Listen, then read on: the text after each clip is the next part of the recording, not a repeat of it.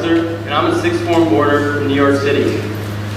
Before I get started, I just want to air a bit of my dirty laundry to give this talk some context. I've had a rocky road up to this point. Let's just say I wasn't the finest middle schooler. However, I did hit my peak in the spring of the 5th grade. I'm not sure if Mr. DeVoe ever knew all the facts, but I hope he won't take back my acceptance now. So here it goes. My downward slide began during March of my 6th grade year. I used some profanity around some important people in my school, and the incident ended with my withdrawal mid-year. Not Manny's finest moment. Then, following a half year of homeschooling, during my 7th grade year, I sort of got detained. While I was learning to adjust to my new schooling situation, my mom and I got into a bit of an argument on the street, and in the midst of our shouting match, a police car proceeded to pull up next to us, and the officer asked, "Is there a problem here, ma'am?" And a grin slowly came across my mother's face, and my wonderful mom responded with a, "Yes, sir, there is." Soon, 12-year-old Manny ended up in the back of a cop car. Thinking I was going to spend the night in jail, I was preparing my argument for my court hearing like any average Jewish boy would. However, luckily, clearly my mom had winked at the police officer, and after a drive around the block, I was returned home safely. Looking back now on what happened, I understand I learned a lesson here. My mom will always win the argument, and is usually right, most of the time. 8th grade wasn't my finest year either. Constant fights with my parents and poor results in the classroom led me to believe that I needed a change. This change was Westminster. However, 3rd form year didn't go so hot. Tough stretch. Free from my parents, I ate my way through the cafeteria and gained a ton of weight. I'm not kidding. I was a 5'6" freshman who weighed more than LeBron James. To put it lightly, I wasn't shining in the classroom, and to be blunt, I wasn't Westminster's biggest fan. In fact, this isn't my first time up here. Freshman year, in late February, I stood up in front of the whole school and talked about how I really didn't love Westminster when I first got here. Needless to say, my start at Westminster was a tough go. Fast forward to today, 3 years later, and my Westminster graduation is in sight. At this point, after listening to my story, you're all probably feeling really sorry for my parents. I hope you agree with me in thinking they deserve a shout out. I was definitely a rotten middle schooler, and I can still have a bad day or two. But I have amazing parents who have always supported me, and I'm incredibly thankful for them.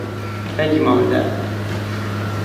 I wanted to share these stories so everyone here can feel the same appreciation for my parents that I have. Now on to my main point of being up here. Every year, on the first day of school during orientation, Tigriff talks to the whole community, and he says the same phrase. Never again will you be in a place where so many people care about you and want you to succeed. Thank you, Tigriff. The only issue is that when he makes this comment at orientation, nobody's paying attention.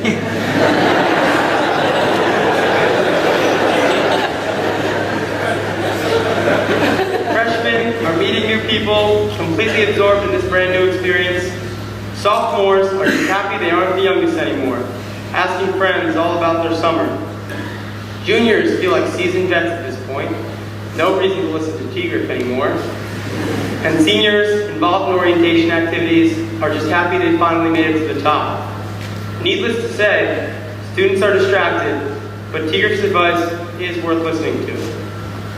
As your time at Westminster passes, you come to understand what his words really mean.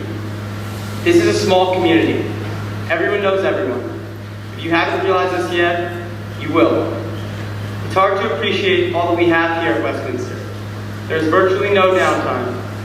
A rigorous academic load combined with a demanding afternoon schedule, while also trying to have a social life and some sleep, makes it very difficult to stop, look around, and reflect.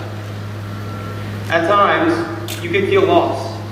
For example, it's that Wednesday at about 4:30 in the afternoon in midwinter. It's pouring rain. You had an away game against Deerfield, and the team got crushed. You won't get back to school until late, and you look at the menu for dinner, and it's chicken. You have 2 tests and a quiz tomorrow. It's that quiz that's really a test, but called a quest because it isn't the right testing day. And whatever it is, you're still not ready for it. You're only sleeping on Monday, feels like weeks ago, and the weekend feels like a month away. We've all been there before. If you haven't, don't worry, you will. Despite how good or bad the times may seem at Westy, we're all still extremely lucky to be here. You may have realized it the first day that you arrived on campus, or you may not realize it until you receive your diploma. It may even take you 10 years to realize how special this place really is. At Westy, you have friends who stay up late with you to help you with homework, but one day in college, you'll have friends who hide review sheets from you. At Westy, there are teachers who will meet with you during their free time, even in the morning before class, after being on duty the previous night, and who will drive off campus to eat dinner, even though they have loved ones at home. But one day, you'll have professors who make themselves virtually unavailable to offer help. It's easy to overlook the employees in the dining hall, hold dinner open late just so your team can eat, the people who plow the snow just so you can get to class, and the security guards who not only keep us safe, but also open the laundry room for you after you forget to pick it up. Sometimes it's hard to recognize all the support that's around us here every day. Throughout my 4 years here, I feel as though I might have found the key to being successful at Westy. That key is buying in. What I've realized is that if a student wants to do well at this school, it is virtually impossible not to. If you accept teachers' help, you'll be successful in the classroom. If you look to your coaches to get better, you'll improve as an athlete. And lastly, if you embrace the social scene here, you will find happiness. Buying into what Westy offers is the most important tool to finding success on the hill. If you could take one thing away from my talk this morning, it should be the realization that everyone here is looking to help, working tirelessly every day so that we can be better. I'm up here today to tell you why we should all be grateful. Try to show your appreciation by doing the little things. Hold the door, say good morning, ask somebody about his or her weekend, and stop to look around once in a while. It's easy to get trapped in this bubble and not realize how special of a place Westminster is. By your senior year, you learn that one thing is certain. Time flies here at Westy. Make the most of it.